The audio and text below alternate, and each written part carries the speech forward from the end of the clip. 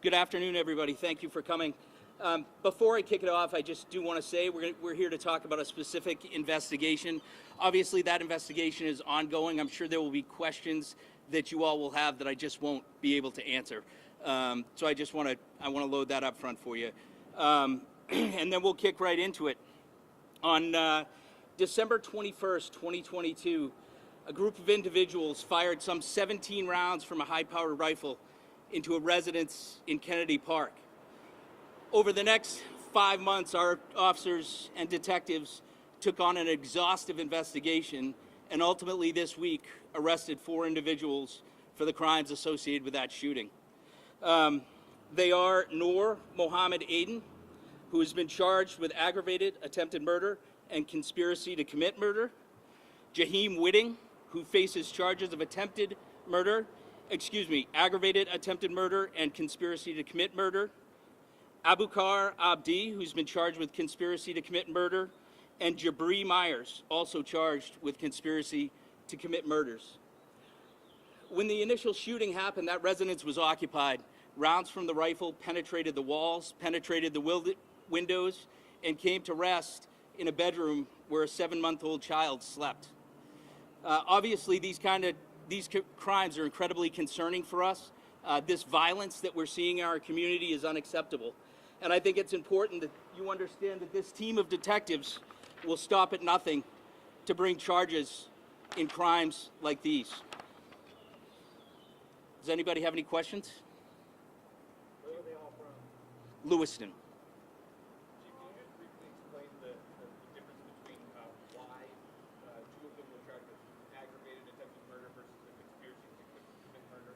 I'm not going to get into the specific charges. It wasn't their actions compared to the other 2?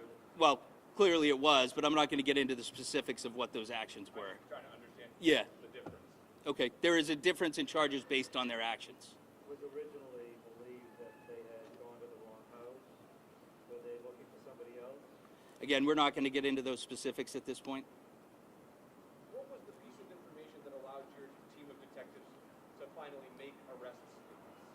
Well, I will go back to saying it's just the volume of work that they put in. Somewhere over 24 search warrants were executed, a ton of other criminal process worked through the DA's office, so it was really just dogged police work and not letting it go. 5 months or so on this case?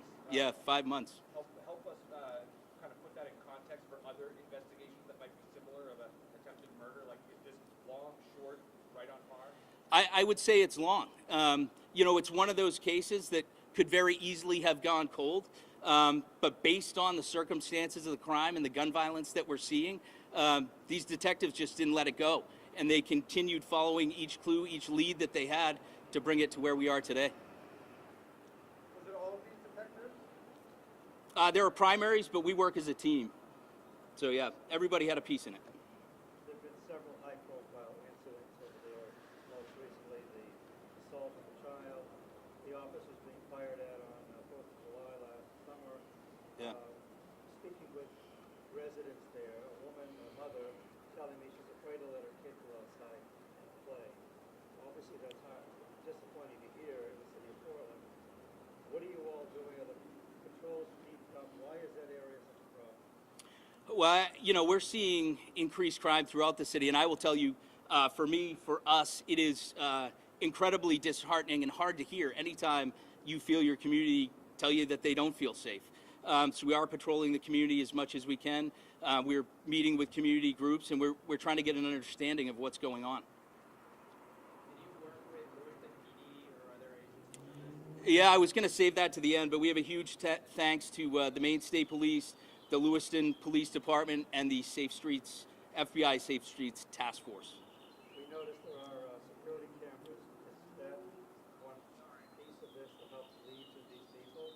It seems like we're not going to get the details of how you caught up with them, but obviously there are cameras everywhere nowadays. Right. So yeah, I mean it's on the detectives to locate those cameras and follow up in any way that they can. Did that contribute to this success? Again, I'm not going to go into the specifics. Have you been in touch with the victims throughout this? I know they were talking about maybe moving right after. Sure, yeah, we have victim advocates that work directly with our detectives, and they've been engaged with the family the entire time. Will you be letting the neighborhood know that the 4 people were arrested? Well, so the press release is going out, so yeah, I mean, you know, you all are our vehicle to that, along with our patrol officers who are in the community all the time. One weapon involved? Again, I'm not going to get into the specifics. Originally, they said it was one person got out of a car, though. We can assume it might have been a driver. There's 2. Where were the other 2? Again, I'm not going to get into that. What's the next step for the people being arrested? When's the next hearing, you know? I don't know the date of the arraignment. Just going back to the trends piece, for example, like I know last year in particular, a huge spike, that this is still somewhat ongoing. What do the numbers look like this year, gun violence compared to last year? I don't have a direct comparison from last year. Since January 1st of 2022, we've had 118 incidents where residents or visitors reported shots fired.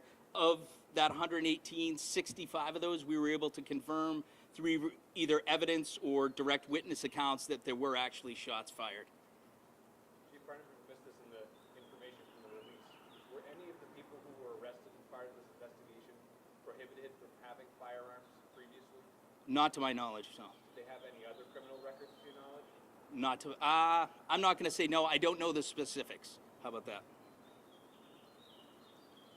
The only other question I had, because you were talking about it a second ago, seems like there's a delicate balance here between when a case goes cold, so to speak, Yeah. being able to bring it to resolution.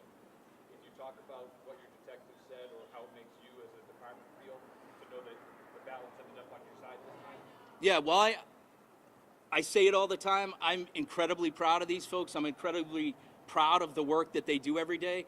When you start thinking about the hours that they put into this specific investigation, the amount of writing that goes into it, the reports, the working with the district attorney's office, it's really incredible. And, you know, to see it here is a great place, but we're not done. You know, the investigation continues as we work it through the court process. I spoke to people that live over there, a couple doors down. Mm-hmm. They were more concerned about the incident on Monday. Yep. And are wondering if there was any connection. Why hasn't there been any arrest made Yep. there? What do you tell the people who are still very frazzled about what happened Monday? Yeah, that was a very scary situation. We were taking that incredibly seriously and continuing to work that investigation. No arrest? No arrests. One more question, if anybody has one, or we'll wrap this up. All right, thank you All very right. much. Thanks, everyone.